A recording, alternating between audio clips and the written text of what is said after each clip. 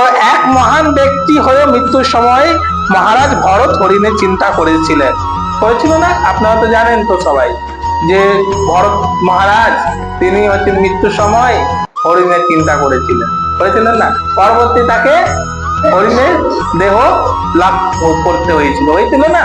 হ্যাঁ, তারপরে কেন করতে হয়েছে? ওই হরিণ যে বাড়ি ছেড়ে দিল, তিনি চিন্তা করলেন আমি কৃষ্ণ আসক্তি হয়ে থাকবো, আমি নির্জন জঙ্গলে থাকবো।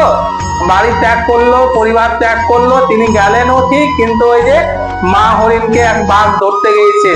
হ্যাঁ, আর সেই মুহূর্তে মা হরিণ গর্বে তার একটা হরিণ আছে, সে প্রসব করেছে, আর সেই মুহূর্তে মা হরিণকে বাঘে ধরে নিয়েছে, আর বাচ্চাটা পড়ে আছে। এটা তো ভরত মহারাজ দেখতে পেয়েছে যে বাচ্চাটা যদি আমি না নিয়ে যাই তাহলে একে আবার সেই বাঘ খেয়ে নেবে, তাই না? তখন ভরত মহারাজ কি করলেন? সে হরিণটাকে তার বাসায় নিয়ে গেলেন, সেখানে শুশ্রূষা শুরু করলেন, তাকে মায়ের মতো স্নেহ আদর দিয়ে তাকে লালন পালন করতে শুরু করে দিলেন। উনি চিন্তা করলেন আমি গৃহের আসক্তি ছেড়ে করে আমি জঙ্গলে গিয়ে ভগবানের প্রতি আসক্তি হব, কিন্তু এখন আসক্তি কোথায় চলে এসছে?